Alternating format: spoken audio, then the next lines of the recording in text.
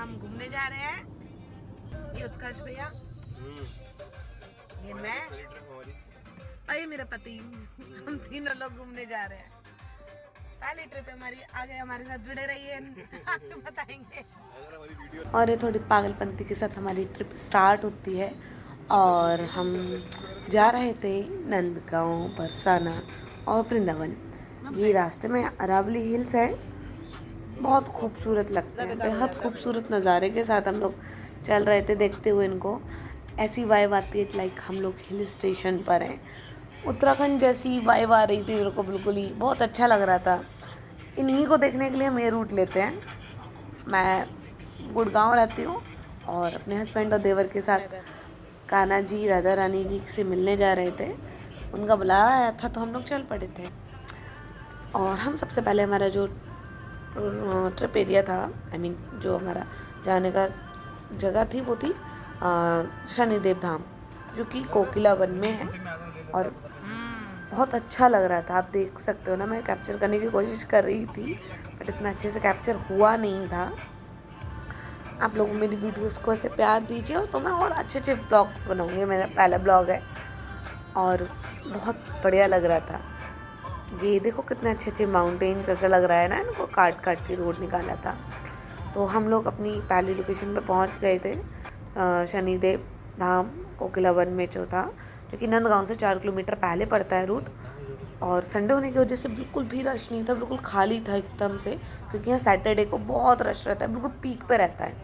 और ये वही जगह है जहाँ पे शनिदेव महाराज ने बैठ के कान्हा जी के लिए वेट किया था, इंतज़ार किया था। क्योंकि जब कान्हा जी नंदगांव आए थे तो यशोदा मैया किसी से मिलने नहीं देती थी, क्योंकि गोकुल में बहुत सारे राक्षस आए थे ना उनको मारने के लिए, इसीलिए।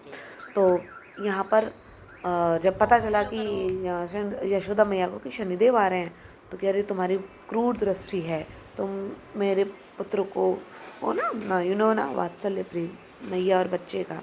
तो यहाँ बैठ गए थे वो, और यहीं बैठ के उन्होंने तपस्या की थी। तो इस जगह का कहा जाता है अगर किसी पे शनि की साड़िस आती है तो वो यहाँ आए और वो उससे दूर हो सकता है। मैं मंदिर के अंदर तो कैप्चर नहीं कर पाई थी बट मैंने आउटर एरिया कैप्चर किया। उसके बाद हम लोग नंद महल पहुँच गए थे, नंदगांव। यहाँ पे वीडियोग्राफी फोटोग्राफी बंद थी बट मैंने स्टिल कर ली थी।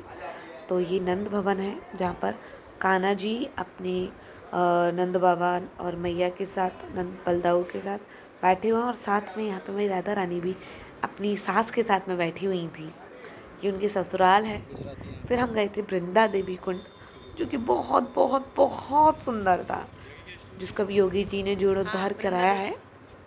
बहुत प्यारी जगह थी, बहुत शांत। यहाँ पे साक्षात वृंदा देवी विराजमान है कान्हा जी के वेट में कि कान्हा जी आएंगे। और ये मेरे पति और देवर ने यहाँ पे कुछ कैप्चर कराए। फिर हम गए थे हाउ ब्लाऊ, जो कि 2 राक्षस हैं। और ये जब कान्हा जी का वध करने आए थे तो नंदगांव को वरदान था कि जो भी नंदगांव में राक्षस आएगा वो पत्थर का बन जाएगा। तो ये नंदगांव के स्टार्टिंग में ही पड़ता है। ये इंद्रा, यशोदा, मकर, ये राक्षस थे जो कि आए थे मारने के लिए, और ये पत्थर के बन गए थे वहाँ पर। फिर हम गए थे चरण पहाड़ी, जहाँ पे कान्हा जी गैया चराते थे और बहुत खूबसूरत जगह थी। ये पूरा एक पहाड़ जैसा था। यहाँ पर कान्हा जी के चरणों के निशान है, एक सीधा और एक उल्टे पैर का, अंगूठी का और हाथ में डंडा। वहाँ गैया चराते थे। बहुत अच्छी जगह लग रही थी। देखो मैंने कैप्चर भी किया इसको, आप लोग भी दर्शन कर लीजिए। फिर हम लोग पहुँच गए थे आशीश्वर महादेव। यहाँ भी वही चीज़ थी, यशोदा मैया मिलने नहीं दे रही थी भोले बाबा को, तो वो यहाँ आकर उन्होंने तपस्या की थी। फिर हम गए थे टेर कदम। टेर कदम रासमंडली जगह है और बहुत खूबसूरत, बेहद खूबसूरत जगह थी। हम लोग जब पहुँचे थे तब ये बंद था। यहाँ पर रूप गोस्वामी जी की भजन स्थली थी ये। कहा जाता है कि ये यहाँ पर रास लीला करने आते थे कान्हा जी। कदम के पेड़ पर उन्होंने बहुत लीलाएं करी हैं। बहुत सुंदर जगह लग रही थी। दैन उसके बाद हम बरसाना के लिए निकल गए थे, और जब हम पहुँचे तो पट बंद थे, इसलिए हम पीली पोखर पे आके बैठ गए थे। पीली पोखर बहुत बहुत बढ़िया जगह लगती है। आप कभी जाओ तो पीली पोखर पे बैठना, एक सुकून मिलेगा, इतना सुकून शायद ही कहीं मिले आपको। हमने थोड़ा हाथ पैर धोए और दैन फिर उसके बाद हम प्रसाद लेकर मंदिर की तरफ निकल गए थे। 5 बज गए थे तो पट खुलने वाले थे। लगभग 150 सीढ़ियाँ थी यहाँ पर। सीढ़ियाँ चढ़कर हम गए थे, जो कि बिल्कुल नहीं लगती। अगर आप राधा रानी जी का नाम लेते लेते जाओगे तो वो सीढ़ी आपको फील भी नहीं होंगे कि कितनी है। और बहुत रश हो गया था। बेसिकली यहाँ बेस्ट टाइम होता है विज़िट का कि आप पट खुलने के घंटे बाद आओ, पट बंद होने से 1 घंटे पहले आपको बिल्कुल रश नहीं मिलेगा। राधे राधे नाम लेते लेते हम भी पहुँच गए थे अपने लाडली जी के पास। और जैसे ही पट खुले, इतना रश, इतना रश, इतना रश, बहुत ज़्यादा। लेकिन आखिरकार बहुत प्यारे दर्शन होते हैं। और फिर हम लोगों ने कुछ फ़ोटो वोटो क्लिक किए थे बाहर आके। दैन दर्शन से मन पूरा भर के आता तो हम नीचे आए थे, फिर लस्सी पी। हालांकि जितना देख रहे थे उतना कम था उनको। फिर हम कीर्ति मंदिर गए थे, जो कि राधा रानी की मैया का है, महल है। बहुत सुंदर महल था। और हमारे लिए 8 बज गए थे और हम फिर वृंदावन के लिए निकले। इतना ट्रैफिक, इतना रश, ऐसे तैसे करके हम पहुँचे। और लास्ट मोमेंट पे पहुँचे तो पट बंद हो चुके थे, क्योंकि भोग आरती हो रही थी उनकी। और हम सबसे आगे खड़े थे, 10 मिनट लेट थे हम। और इतना रश हो गया था, बहुत ज़्यादा। हमें और कहीं दर्शन नहीं मिल पाए, हम सिर्फ बिहारी जी के दर्शन कर पाए थे।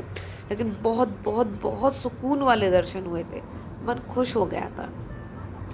और हमें वहाँ से फिर निकलते निकलते खाना पीना खाया हमने। और 11 साढ़े 11 हो गए थे, क्योंकि मेरी मौसी जी भी आई हुई थी तो उनसे भी मिलने गए थे हम लोग।